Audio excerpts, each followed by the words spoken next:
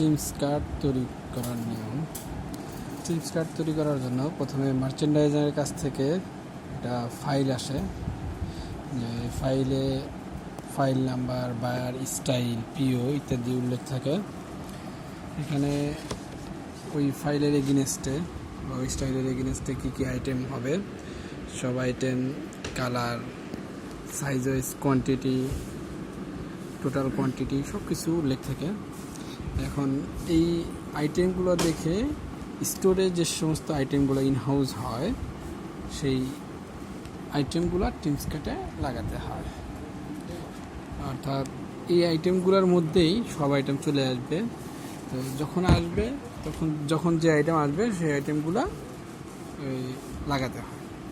এখানে পেপারে যেভাবে উল্লেখ থাকে ওই পেপারের নিয়মকানুন অনুযায়ী লাগাতে হয়।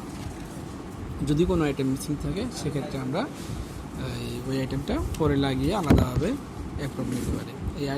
এক কথায় এইখানে যে আইটেমগুলোর নাম আছে এই আইটেমগুলো একটা বোর্ডে লাগিয়ে সেটি মার্চেন্ডাইজারের মাধ্যমে অ্যাপ্রুভ করতে হয়।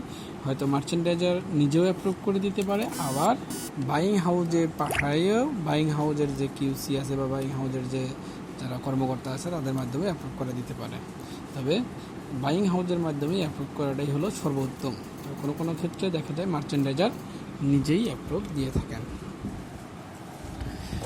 আচ্ছা, যাই হোক, পরবর্তী ধাপে আমরা টিমস কার্ড তৈরি করার জন্য আরও কিছু কথা বলবো। আজকে টিমস কার্ড তৈরি করার কৌশল বা কীভাবে কোন পেপার বা কোথা থেকে টিম কার্ড তৈরি করতে হয় এই পর্যন্ত থাকলো।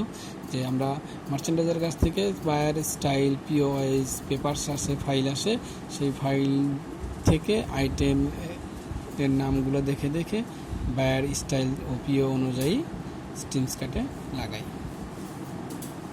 সকলকে ধন্যবাদ।